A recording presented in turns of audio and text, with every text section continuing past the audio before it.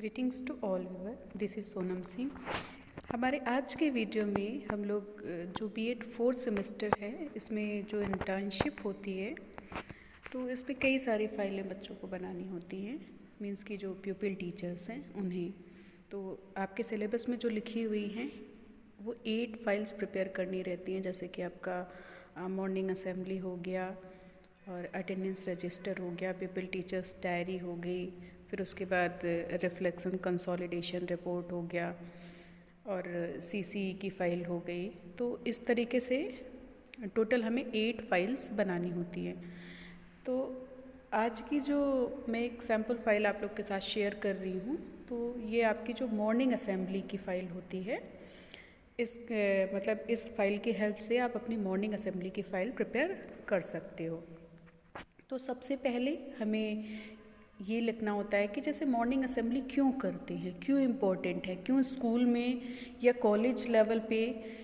या फिर जैसे देखिए किसी भी काम की शुरुआत जो है हम वो ईश्वर की प्रार्थना के बाद ही करते हैं, एक पॉजिटिविटी के लिए करते हैं। तो स्कूल में सबसे पहले प्रेयर क्यों करी जाती है, मॉर्निंग असेंबली क्यों होती है, तो पहले थोड़ा सा उसके बारे में बताएंगे, फिर उसके बाद करना स्टार्ट करना रहता है इस जो ये फाइल प्रिपेयर करी जाती है। तो आइए देखते हैं इस वीडियो में। तो सबसे पहले इसमें वही लिखा हुआ है कि जैसे ही हम स्कूल में आते हैं तो बच्चों को प्रेयर क्यों कराई जाती है। सबसे पहले उन्हें असेंबली में ही कलेक्ट किया जाता है और असेंबली में वो आते हैं तो वहाँ पे प्रेयर होती है और भी कुछ इम्पोर्टेंट इन्फॉर्मेशन जो देनी होती है वो सब एक पूरा ग्रुप जो है वही कलेक्ट होता है और एक ही बार में सभी को एक साथ अगर कोई इन्फॉर्मेशन देनी है तो वो उसी जगह पे दे दी जाती है।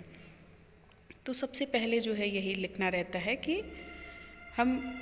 मॉर्निंग प्रेयर क्यों करते हैं, असेंबली क्यों इम्पोर्टेंट है, ये सारी चीज़ें लिखनी रहेंगी।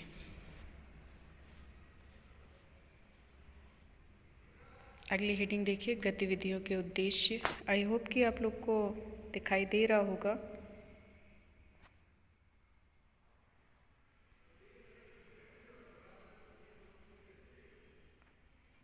और ये बिल्कुल भी ज़रूरी नहीं है कि ये जैसा लिखा हुआ है आप बिल्कुल एज इट इज़ ऐसा ही लिखें। ये तो मैंने एक सैम्पल फाइल शेयर कर दी है आप लोगों के साथ कि जैसे बच्चे कहते नहीं है कि हमें क्या लिखना है, कैसे लिखना है, कोई आइडिया नहीं है, तो इस तरीके से आप लिख सकते हो। आप ऐसा भी लिख सकते हो और आप चेंज भी कर सकते हो, इसमें आप अपने वर्ड्स भी ऐड ऑन कर सकते हैं।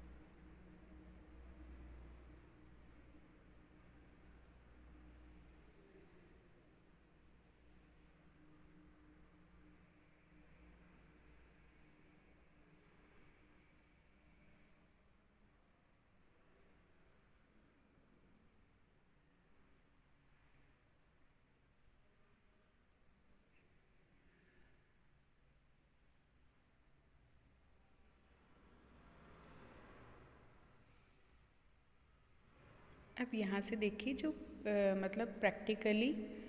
आप जिस भी स्कूल में इंटर्नशिप करने गए हैं तो सबसे पहले जिस डेट से आपने इंटर्नशिप अपनी स्टार्ट करी है तो डेट लिखेंगे एक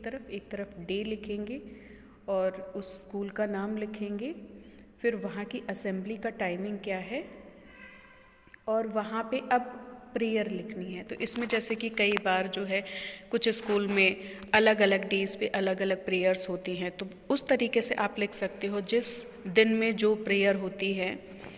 या फिर आपके स्कूल में जैसा है, जिस स्कूल में आप गए हैं वहाँ पे जो भी प्रेयर हो रही है वो आपको लिखनी है। और इसके अलावा और भी जो एक्टिविटीज़ होती हैं,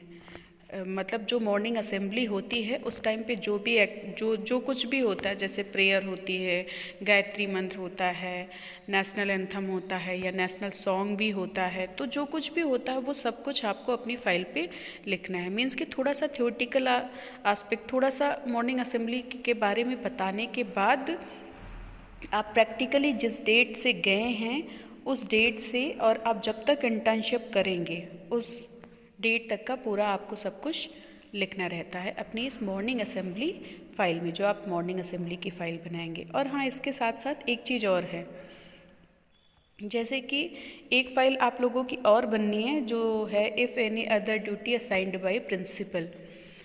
तो इस फाइल के साथ आप उसको भी अटैच कर सकते हैं, मतलब मॉर्निंग असेंबली के साथ साथ ही इसी में आप, जैसे कि आपकी मॉर्निंग असेंबली की फ़ाइल जब आपकी कंप्लीट हो जाए तो उसके बीच में आधे से जहाँ से आप नई, मतलब बस हेडिंग डाल दीजिए if any other duty assigned by principal, और वो वाला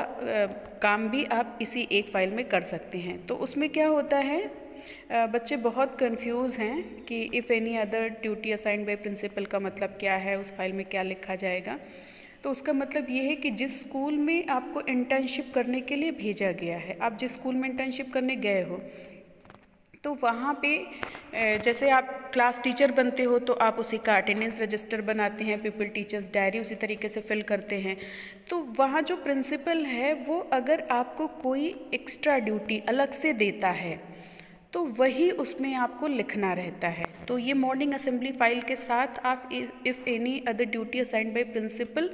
ये वाली फ़ाइल भी इसके साथ आप अटैच कर सकते हैं। और इसमें होता क्या, फॉर एग्जांपल कि मान लीजिए कोई फेस्टिवल है आपके इंटर्नशिप के, जब आप इंटर्नशिप करने गए हो उसी पीरियड में